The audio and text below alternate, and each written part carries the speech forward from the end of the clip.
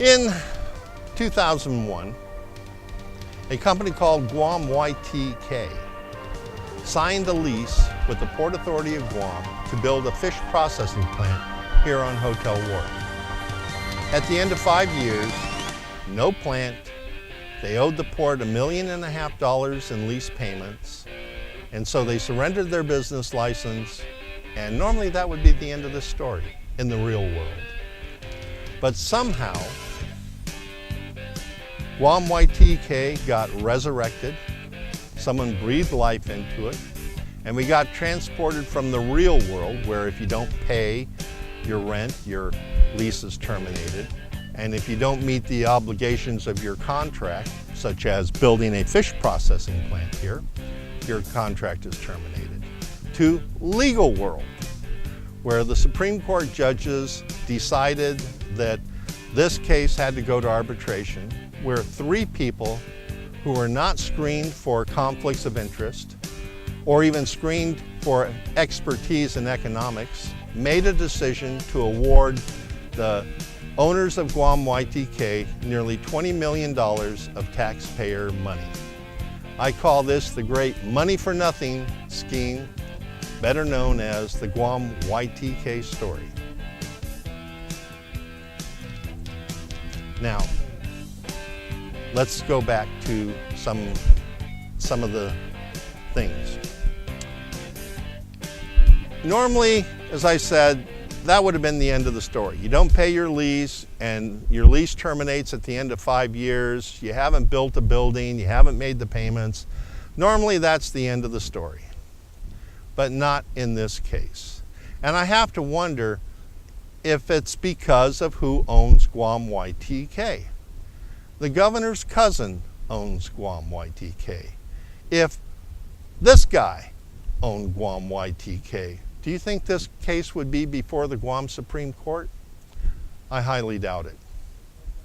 And the governor even calls speculation that family ties are the result of this case, or how this case got to where it is, speculation.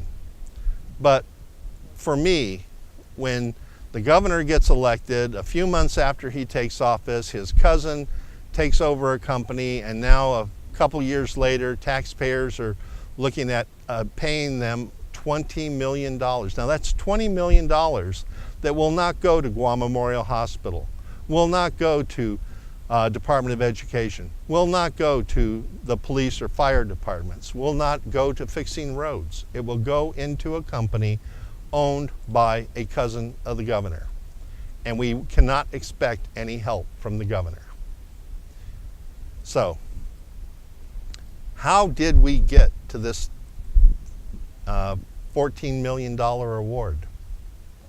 So let's go back to the arbitration process. In the arbitration process, 3 people who have not been vetted for competence, economic expertise, met in secret and decided to award 20 million taxpayer dollars to the owners of Guam YTK with no accountability.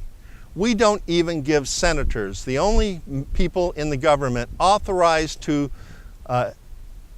allow expenditure of government funds, that level of power, secrecy, and authority. So how could we be awarding 45 years of economic loss for a project that was never built on land that was never paid for?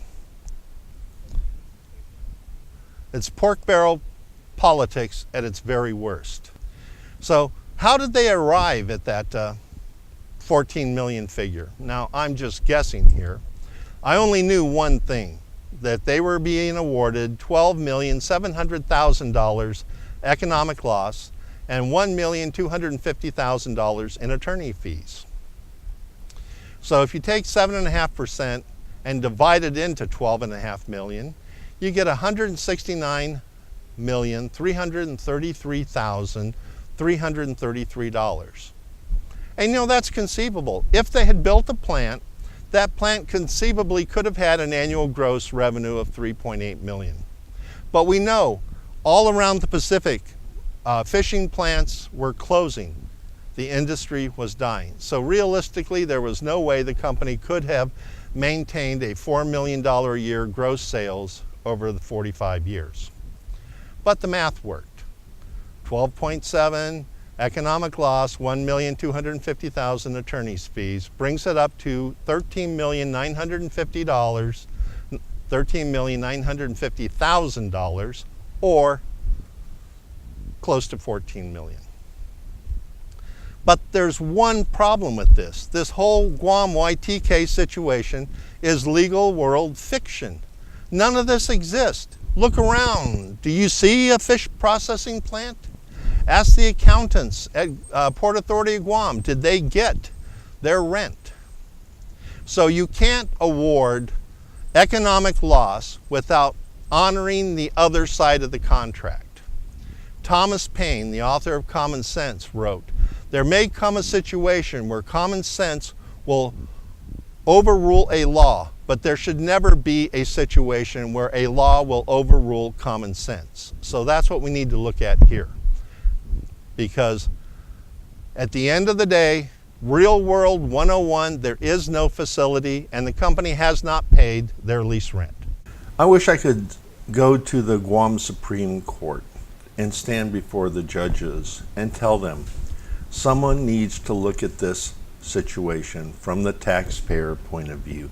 Because to the best of what I've been able to read in the files and see in the awards and things, no one has looked at this from a common sense, real world point of view. And I think it's time. In order to understand how the arbitrators arrived at the $12.7 million profit, we have to make some assumptions. The first assumption is that Guam YTK actually built a facility and over the course of 45 years processed about $4 million worth of fish. We know that didn't happen. So on that basis alone, I don't understand how they arrived at the 12.7 figure. If we look at the facts, fact number one, it was a 5-year lease. At the end of the 5 years, no facility was built. Fact number two, they didn't pay their lease rent. At the end of the 5-year period, Guam YTK owed the people of Guam $1.5 million. So just based on those two facts alone, I don't understand how the arbitration panel could have gone beyond the 5 years. But keeping this legal construct alive, you can't award one side of an equation without awarding both sides of the equation. So if we accept the legal fiction that Guam YTK did $169 million worth of business, the first thing that happens is they owe lease rent at 6% of sales. So they owe the people of Guam $10,160,000.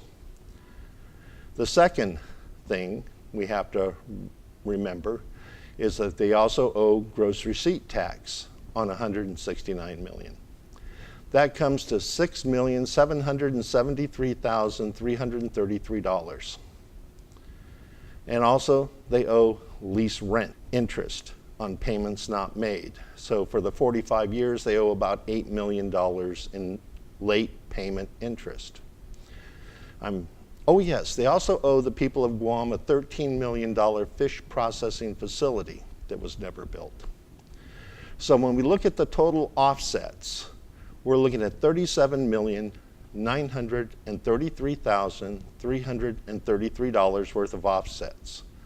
So when we subtract the legal award of $14 million, Guam YTK actually owes the people of Guam $23,933,333. Where do we go from here? That depends on the Supreme Court of Guam. They're either going to find for the people, the taxpayers, or they're going to allow Guam YTK to reach into your pocket and pull out $536.32 in the ultimate money for nothing scam. We can fight back. Like this video. Share this video with your family, friends, and coworkers. Follow this page to be informed on the latest developments in this and other cases involving our government.